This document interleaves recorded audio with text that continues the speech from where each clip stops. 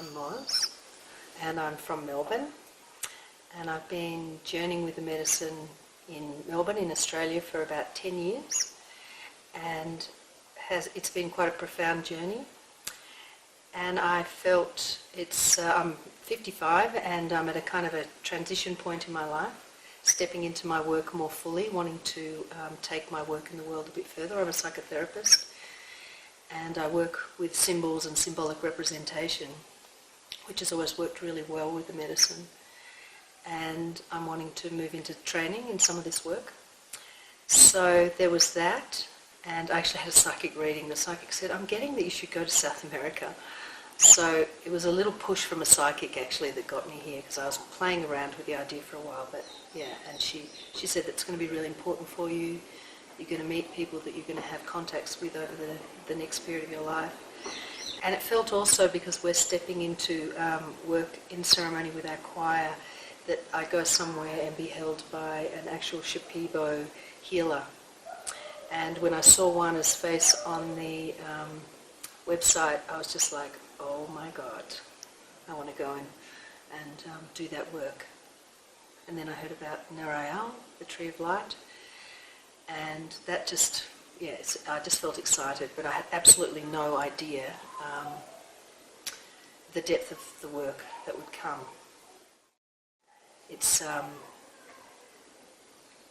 I've worked, the medicine has shown me a lot of my childhood trauma and ancestral trauma, and I felt that I was at peace with that, and in a way I kind of accepted my wounding, like that I've seen it, the medicine showed me, I've released a lot from my body, and I guess I was just accepting that I'm kind of wounded and that I would always be wounded, but that was okay because that was a part of my work.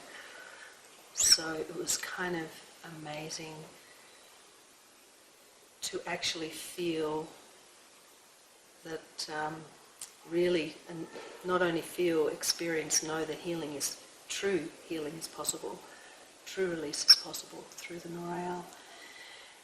It's not just having an experience and a bit of a release, but right down into the areas of injury. And I have quite serious sexual abuse, both from my father. I was born in Papua New Guinea, and so I was repeatedly abused by some of the houseboy's son, and some of the local Papua New Guinean men, and also, and some quite serious injuries, some rape. So there's a lot of sexual trauma there, and even though I was at peace with it, I didn't expect to be healed. And so taking the Noya Rao in the dieta with the Ayahuasca really brought light and shifts and incredible experiences over the last 5 days. But I was down there in the medicine, giving myself and letting the light come in, and I feel like I've been stitched up isn't the right word, like mended. It's just, it's profound. There's something quite profound about a Shipibo elder, grandmother, singing these ancient songs, these icaros, into your body. It was as if she was working the whole room, that she was slowly pulling bits of darkness, debris, out, and then as she'd get closer to me, it's almost like a layer came up. The closer she got, the layer came further up to the surface, and then she sang it out of me. She sang out of me the death wish, and as she was singing the death wish out of me, that started really when I was 3, I could see where it came from and what happened, and she sang it out of me, and then she moved on, and every night she sang something pretty critical, pretty full on out of me. She sang my father stuff out of me, like this, just the wounding from my father, and she sang defense systems out of me, the armor and the protective mechanisms that I've held on to around that wounding. So it's not just that I felt like the wounds, that she sang light and sang these beautiful icaros, these beautiful patterns into my body. she sang the defences out as well, and in a way it kind of felt like a bit of a clearing of the defences and then moving into the wounding, but there was just always more layers of old, like ancient patterning from that my father had, my grandfather had, my great-grandfather had, that so when she was clearing me of a kind of a construct, or a, what did I call it before, which is a really good way of describing it, it's like the armour systems, the patternings. And they came up with visuals, but I could actually feel them coming out of my body and then just shedding them, like shedding layers of armour, like crocodile type of armour from my father's line, and this queen bee sort of waspy energy from my mother line. But just so much in my own defences, my own kind of dragon, moving, strong defences, just peeling off me and softening me so I can just come back home to myself. The other thing that I felt that Wana did with her Icaros was sing into my heart. It felt like I got a healing, just like so that it would be, it's like my heart opened with Icaros, and I could feel the bigness of my heart and a kind of a safeness to be in that bigness of heart.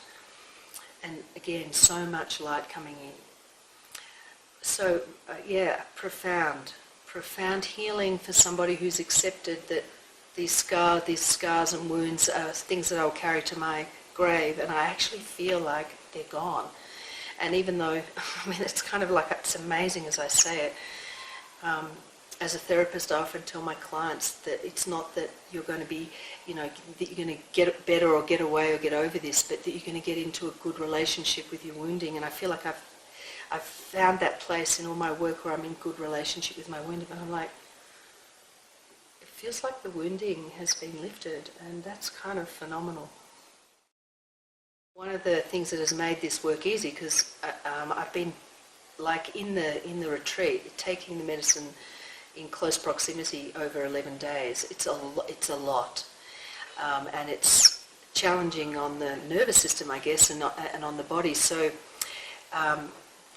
The Tree of Light retreat, which is run by this beautiful couple, Pedro and Carolina, hold such an incredibly safe and sacred space. And it's no surprise that Carolina was a nurse, because she's got the detail of the care down pat. So I have felt so taken care of. The comfort and the warmth of the blankets and the little touches. So that I felt physically cared for and physically safe, and also the absolutely amazingly beautiful food, because they bring in their own chefs. And so my body was well held and well taken care of, which meant that I had and this is another thing as a therapist I often say to people, is if you're going to release your crap, you need a really strong, soft cushion. And the more safety and the more love that you put under a person, the more easy it is for them to release their defences and to release some of the pain and some of the stuff that's going on around the wounding. And so this was like the perfect cushion. And the facilitation has been really loving, really respectful, really beautiful. I felt very well met and well held. And not to mention what they do in the medicine. Pablo is a beautiful musician who sings from his heart, and it feels like he also, with the Icarus and the teachings that he's learned from Wana, it really feels like he calls light energy in. And I had many a time when I was struggling with releasing something, Pedro or Carolina came and sang, or just I could feel them praying for me, I could feel them with me as I was going through a really difficult, some really dark stuff, particularly some of the Papua New Guinean stuff. It's really bad and potentially very re-traumatizing and very scary, but it actually wasn't. And when I was sharing after, I'm going, it sounds terrible what I went through, but it actually wasn't that terrible, because I was so well held, and they were right there if I was in a bit of a difficult transition in a release of some kind of energy. And then they would sing to me, and they would blow mapacho over me, and the beautiful flower water that's been blessed. So the level of care, and they're both healers, it's like because they've been doing this work with the Icarus and with Wana, they're really in tune and know how to call in the light and respond and help and hold in the whole process. It's actually quite profound, and the facilitation was superb. I just want to say that a lot of gratitude, and that this is very deep healing work, and serious gratitude. As I'm releasing the programs, which is a good thing to call these systems that we inherit from our ancestors, these survival protection programs, they're often quite dark. I could feel it releasing for my children, and I had many visions of I've got a grandson, many visions of my children being released in their bodies from the stuff that I'd passed on to them when I grew them in my womb. When I had my babies, I didn't know how traumatized I was, and I passed a lot of that trauma on. Not only did they get the ancestral trauma, but they got my trauma. And so to see that my release and my healing was actually rippling down and healing my descendants, that was just so beautiful. And my oldest, Cosmo, I FaceTimed her, and she was going, "Mum, what have you been doing? My hips are all, like I'm moving around in my hips, feeling I've got all this more space in my body." And I absolutely know that my work has been healing for my son as well, and his son. So that is like an unexpected gift. And the other thing was that people that I love, people from my community and past and tribe came to me in the medicine for healing. And during the ceremony I found myself purging for some of the people that I love. They'd just be there and I'd feel them, and I'd feel the program that was kind of interrupting their hearts.